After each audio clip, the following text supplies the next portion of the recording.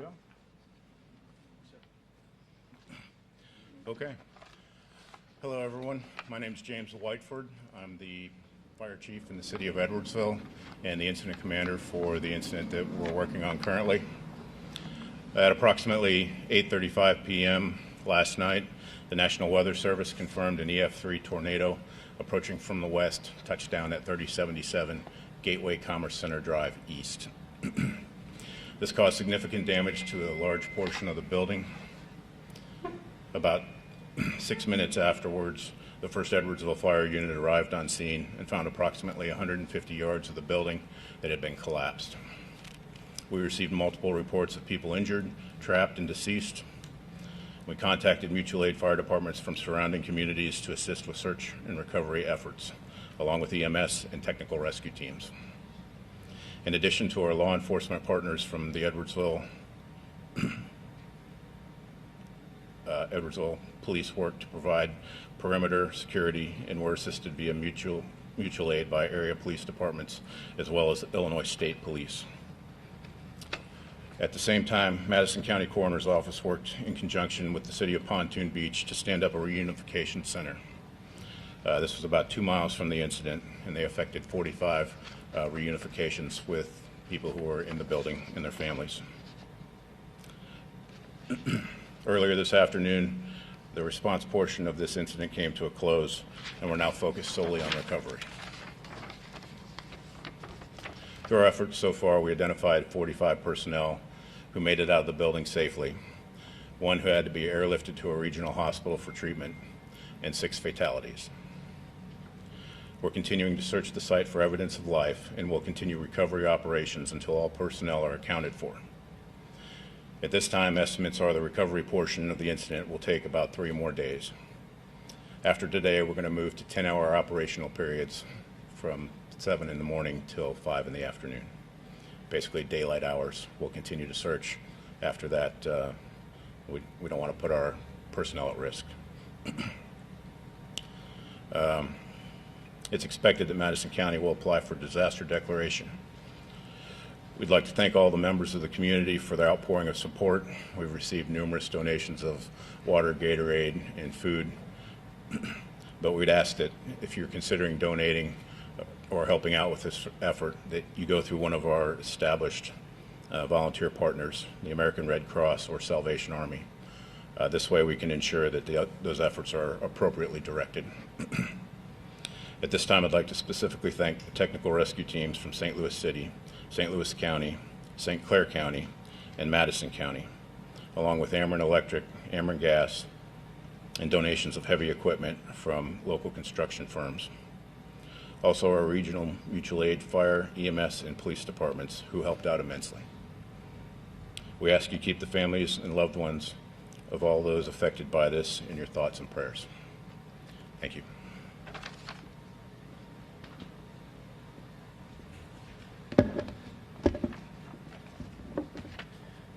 Good evening. My name is Art Rizvi, and I'm the mayor of Edwardsville. Last night we had a tragic weather event that assumed to be multiple tornadoes that devastated our Amazon facility. There were fatalities. Today, I'm asking you for your thoughts and prayers for the victims and their families, not only in our city and state, but also remembering those in Kentucky, Mississippi, Arkansas, Missouri, and Tennessee, who are all suffering a great loss tonight. I want to thank Governor Pritzker for offering immediate response for disaster and recovery efforts. In addition, I want to thank all of our state and local officials for offering tremendous support, many which are here tonight. Most importantly, I want to thank all of our first responders, our policemen, our firemen, our public services employees who have been working tirelessly for over 20 hours to keep our residents safe. I've been getting many phone calls asking what to do. I can reiterate what Chief said. If you'd like to deliver food and water, we're recommending the Red Cross or the Salvation Army. I can say the most important thing that you can do is pray for the victims and their families. Now I'd like to introduce Governor Pritzker.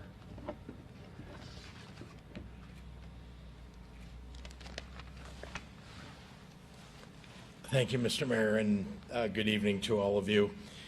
I'm here at the Madison County Public Safety Building in Edwardsville with the Illinois Homeland Security Advisor and Director of the Illinois Emergency Management Agency, our Brigadier General Alicia Tate Nadeau, and additional statewide and local IEMA personnel. We are joined by Edwardsville, of course, Mayor Art Rizvi, whose leadership has been so important in these last 20 hours, Senator Rochelle Crow, Representative Katie Stewart, Representative Amy Ellick, County Board Chair Kurt Prenzler, Incident Commander you met just moments ago, Fire Chief Whiteford, and local officials from Madison County and Edwardsville Fire and Police Command staff. Thank you to all of you for the work that you've been doing. I really am tremendously grateful to our state and local teams who are on the ground here through the night working to save lives. Last night, severe storms swept through central Illinois and Metro East with a tornado touching down in Madison, Cass, Moultrie, Shelby, Coles, and Fayette counties. Amidst these conditions, the Edwardsville community experienced great tragedy. The structural collapse of an Amazon warehouse with workers inside. It brings me great sorrow to confirm that at this time 6 individuals have lost their lives in the collapse, with an additional person receiving medical treatment. Search and recovery operations are ongoing. This is a tragic day in Illinois history, and I would like for a moment to speak directly to the families whose loved ones lost their lives in this disaster. There are no words to assuage the pain of losing a loved one, and even fewer when that cost and that loss comes so suddenly. Everyone assumes that they'll be safe at work. Families say goodbye in a routine fashion when their loved ones go off to their jobs. We don't think that they'll never come home. It's devastating, and I cannot imagine the pain that you are feeling at this moment. Please know that the people of Illinois stand with you. We are one Illinois. In this moment, and in the days, months, and years to come, you are not alone. We will stand with you to help you through your grief and then to honor your loved ones. May their memory be a blessing. I want to recognize the tremendous overnight efforts of local emergency responders here in Edwardsville, who moved quickly to assess the situation, locate those who were missing, and save lives. So many have been engaged in assisting in these efforts, including St. Clair County and St. Louis City, St. Louis County, Madison County Emergency Management, Madison County Sheriff's Department, Pontoon Beach Police Department, Illinois State Police, Mitchell Fire Department, Alton Fire Department, Hamel Fire Department, Madison Fire Department, Glen Carbon Fire Department, and numerous other police, fire, EMS agencies, and machinery experts, all our neighbors working to respond to this devastation, demonstrating that especially when tragedy strikes, we are one in our response. Earlier today, I spoke with President Biden and with FEMA Director Criswell to make sure that federal officials are coordinating with our Illinois Emergency Management Agency. The President offered to assist with whatever we may need to recover. In addition, Senator Tammy Duckworth has been monitoring the situation and will help us get whatever federal relief is necessary. I also spoke with Amazon earlier today and implored them to provide every assistance to this community, which they have said they intend to do. IEMA continues to work directly with local officials to actively monitor storms and their impacts throughout the state, especially in central Illinois. That includes coordinating with utility companies to ensure that power is restored as soon as possible to Illinoisans who lost it. Approximately 50% of those who lost power had it restored by 7 a.m. today. And utilities are working around the clock to bring that to 100% restored as fast as possible. This storm system hit many other communities, and we are in communication with all of them to help meet their needs. At this time, no additional region has requested resources from IEMA, though we stand ready to assist. I am deeply thankful that at this time there are no additional injuries or deaths reported due to these storms. To anyone who experienced damage to your home or your business, we will pursue all available resources to help you recover. Our IEMA teams on the ground have been in constant communication with local jurisdictions to support the emergency response by whatever means necessary, and will continue to do so. My administration is committed to standing with Edwardsville in every aspect of the immediate recovery, as well as on the road to rebuild as a community. You are not alone. Finally, I would like to ask every Illinoisan in every corner of this state to take a moment to offer a prayer for the Edwardsville and Pontoon Beach communities, and especially for the families who are grieving today, as well as for all Americans who have suffered at the hands of this weekend's storms. This is a difficult end to a difficult year.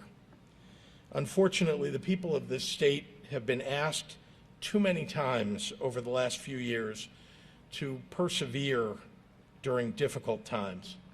But time and again, Illinoisans find a way to do just that, lifting each other up. And on nights like last night, literally offering a hand to their neighbors trapped in the wreckage. We should remember during this holiday season that even during the worst of days, Illinoisans find ways to show the best of themselves.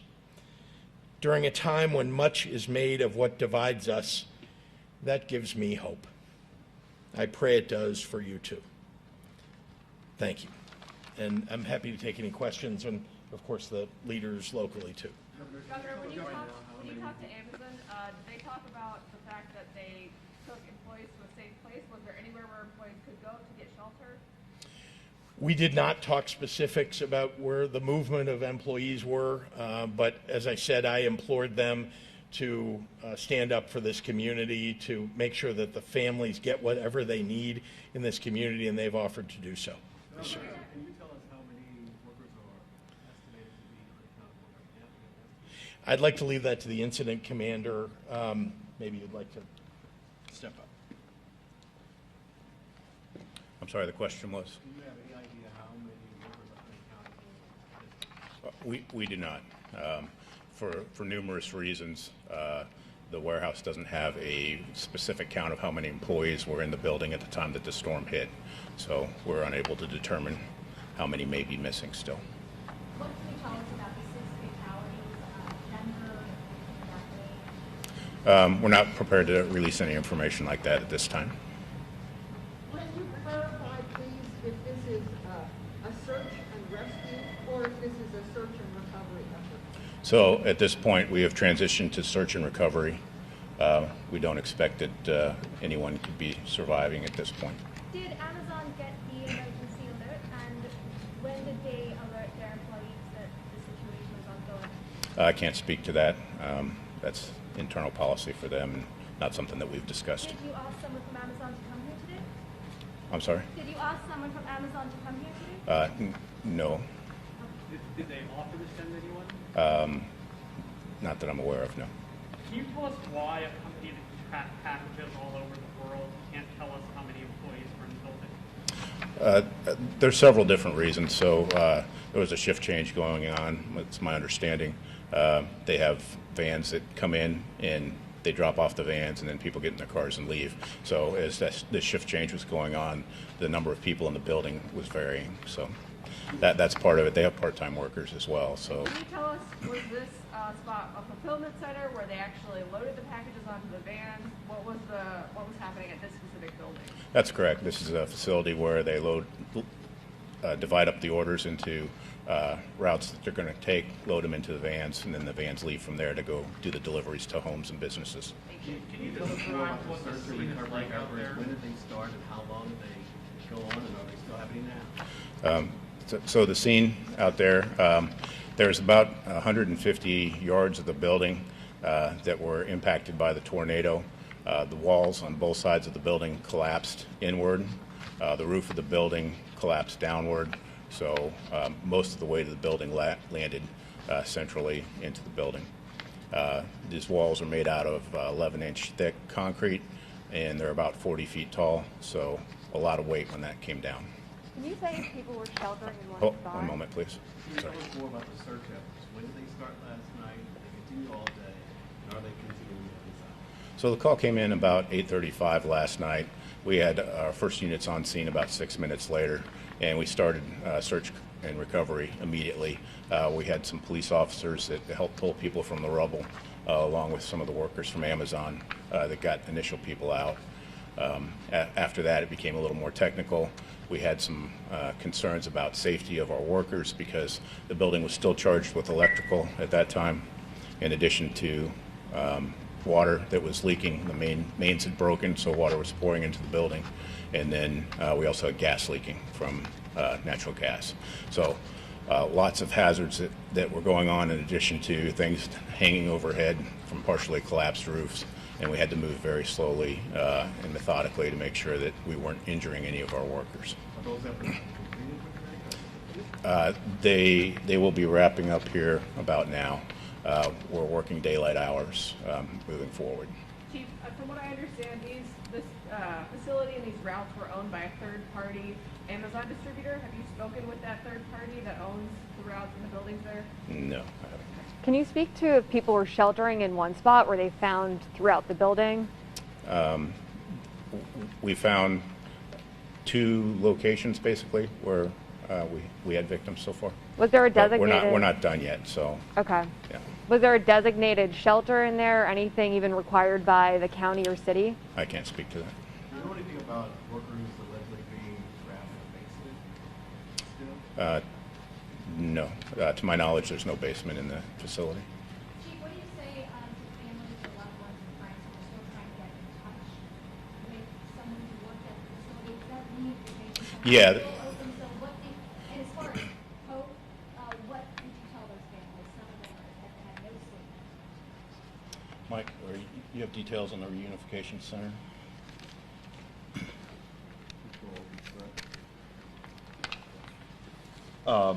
So Pontoon Beach has graciously assisted throughout this, and the Madison County Coroner's Office, and then we've set up a reunification center there.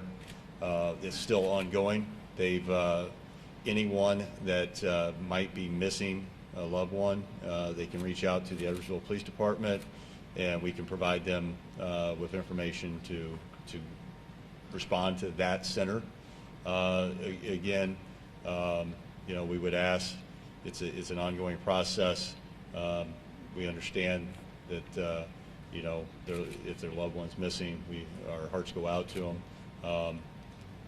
Part of our first responders, we got to make sure it's a safe environment in order to get them in there. So, but they'll be able to respond there, and we have chaplains there along with coroner's office to try to get further information from them at that time to figure out if their loved one actually was at that center, and how to go about identifying where they're at and make sure that we can resolve that issue for them. Do we have a phone number or address to send people to that reunification center? Yeah, so the address off for Pontoon Beach I don't have, but I can give you the phone number for our police department, which is 618-656-2131.